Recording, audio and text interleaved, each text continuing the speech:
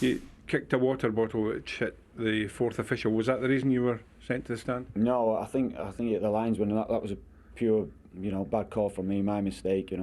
One obviously weren't. It was just there in front of me. I think I kicked an advertising board before at Glenn's decision as well, and then that was straight after. So it was just a result from that, which I shouldn't do. I think I was sent off for confronting the fourth about his decision. Well, I'm not going to criticise the players today. They played really well, dominated the game away from home. We're not going to win every single game, but there was one team trying to win the game, and it may sound like sour grapes from my point of view, but we clearly should have had 2 penalties. There were also a couple of penalty decisions that went your way in the second half. What was your view of those? I'm not bothered. We should have been playing against 10 men. For Cham sending off. You think Cham should have been sent off? Yeah, 100%. 100%. So much to get through. Let's start with the actual football. Michael, you were there yesterday. Good start from Hibs. Yeah, it definitely was. It was a huge improvement on what's been going on lately with Hibs, and this was a wonderful reverse ball from Adam Jackson into Scott Allen, and then equally another great ball from Scott Allen with the left foot. Poor defending though from Christopher Ayer. He turns his back. Christian Deutsch just weakly gets in at the near post. But you see Scott Allen here. He recognises the space there, and he can see that run from Deutsch, who is a millimetre offside. Very tight. Very, very tight. You're either on or you're off, so he's off. Yeah, but that's what I'm saying, he's a millimetre off. Still off? Yeah, okay. I'm not saying he's not offside. Did you hear when I said he's off? Yeah. But this is not great. Not great defending for Christopher Ayer to turn his back like that. And it was a great start for Hibs. It was a much improved opening from the game. They were playing well, they were passing. As the game wore on, though, they started to go a little bit longer, lost their way. But when they had the ball down, they were passing through the thirds.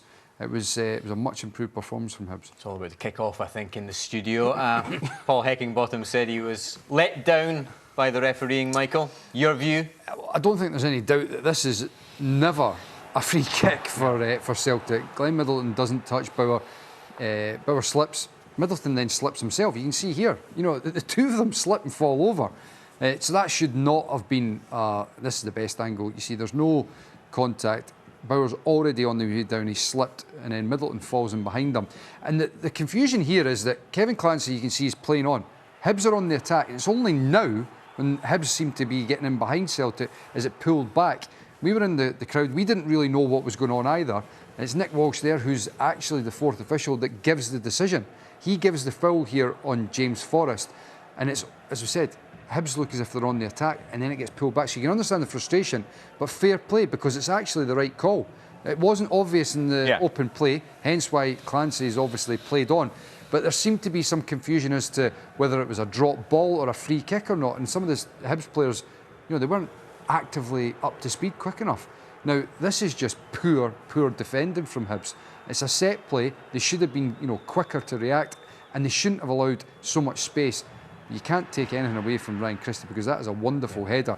You just keep an eye at the top of the screen there with Middleton up against Bauer. Just switches off, and then there's acres of space. There's a nice bit of interchange from Celtic, quick play, and then Christie ghosts into the middle of the box here. James has got to come across and cover that space, or Jackson, who's picking up Edward, has got to pass him on. There's too many bodies at the front there not doing anything. You see Jackson at the front there, he goes with Edward.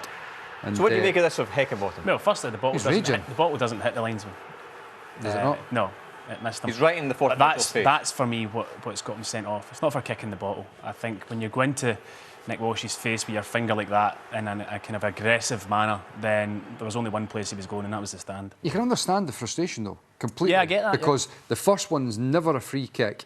The second one, granted, it is the correct decision, but nobody really in the stadium noticed that, other than Nick Walsh. It was the right decision, but nobody really noticed that, and nobody was really sure what had been given. But the red card, the right decision for Heckingbottom? Yeah, I think so. I think he even, he acknowledged that himself in his interview there, that you can't do that. The sort of the accumulation of everything. I think it was the right decision. He felt, Olivia, in Cham should have been sent off. Well, I tell you could have very easily, and not just for the push that ends up in Josh Vella's face. When he picks the ball up here, he charges at him.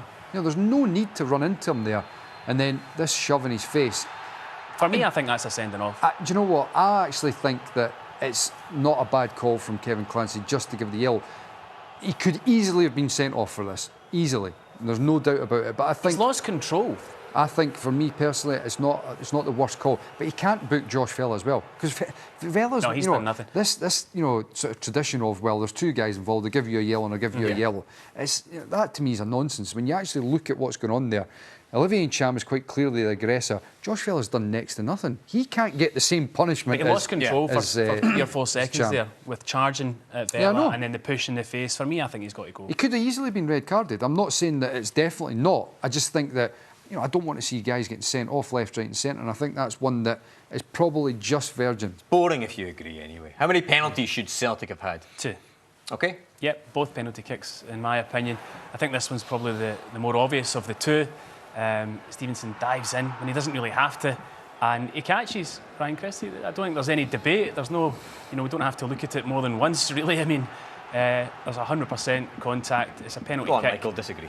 No, I'm not disagreeing on this at all. You can't disagree. It was silly from Lewis Stevenson. Sure. I don't think he needed to lunge in like that, but quite clearly he catches Ryan Christie's The linesman's leg up with there. play. The linesman has to, if Kevin Clancy hasn't seen it, the linesman has to see that. On the fourth official, as we saw earlier, got involved in the James Forrest foul. This one, I'm slightly conflicted on. I'm not sure about it. Again, technically, Horgan, is that a foul? Would it be given elsewhere in the field?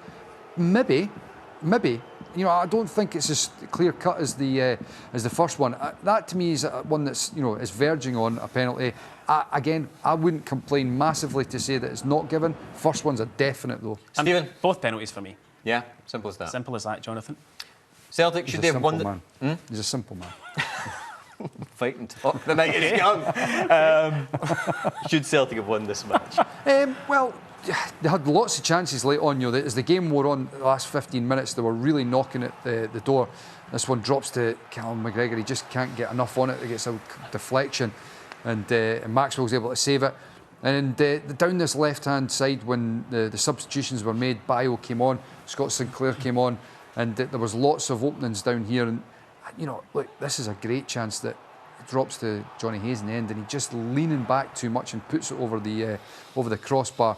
And look, if Celtic had managed to take one of these chances, you would say, well, it's uncharacteristic of them not to. Yeah, generally they find a solution, and they have been doing that all season. 20 shots on goal they had in the match, and it's unusual to see them not find a way to score. This was the one where Bio opens up and you're thinking it's going to nestle in the back of the net, and he fires it way over.